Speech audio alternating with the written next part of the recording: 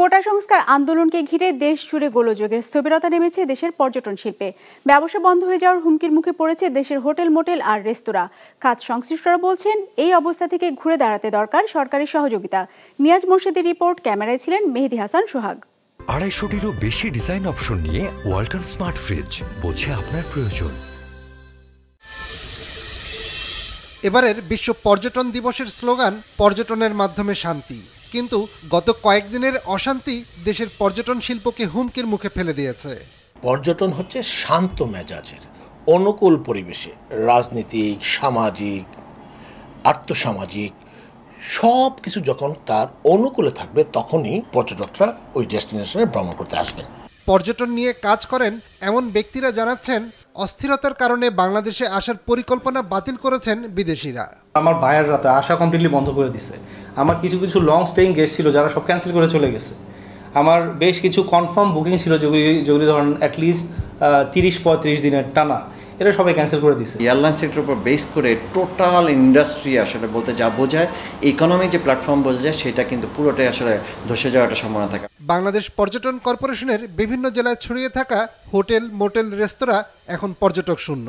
আমাদের নিজস্ব ইনকাম দিয়ে আমাদের প্রতিষ্ঠানটাকে চালাইতে হয়। আমাদের যে 350 বা 400 অফিসার এবং স্টাফ আছে তাদের বেতনের ব্যবস্থা করতে হয়। আমরা আমাদের হোটেল বা মোটেল বা রেস্টুরেন্টে আমরা কোনো গেস্ট আমরা পাই নাই। গেস্ট না পাওয়াতে যেটা হয়েছে যে আমাদের যদি গেস্ট না আসে তাহলে আমার ইনকামটা হবে কীভাবে? সো আমরা আসলে ক্ষতিগ্রস্ত হয়েছি। ঘুরে দাঁড়াতে পর্যটন খাত সংশ্লিষ্টরা বলছেন, সরকারের সহযোগিতা এবং জনগণের সচেতনতা ছাড়া সম্ভব নয়। সবার আগে আমাদের যেটা দরকার সুষ্ঠু বিজনেসের ক্ষেত্রে, এটা হচ্ছে পলিটিক্যাল স্টেবিলিটি। পর্যটন বান্ধব একটা পরিবেশ আমাদের প্রয়োজন। আমরা আসলে কোনোভাবে এটাকে প্রত্যাশা করি না। আমরা চাই দেশে একটা স্থিতিশীল অবস্থা, এবং সেই অবস্থার মধ্যে এভিয়েশন অ্যান্ড ট্যুরিজম ইন্ডাস্ট্রি যেন টিকে থাকে এবং সাথে সাথে অন্যান্য ইন্ডাস্ট্রিগুলো যেন টিকে থাকে।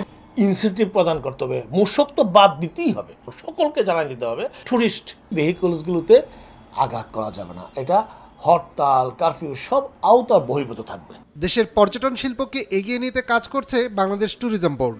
বোর্ডের প্রধান নির্বাহী জানান, 2030 সালের মধ্যে 72 লাখ লোকের কর্মসংস্থানের পরিকল্পনা ছিল, কিন্তু সেই লক্ষ্য অর্জন এখন অনেক দূরে চলে গেল।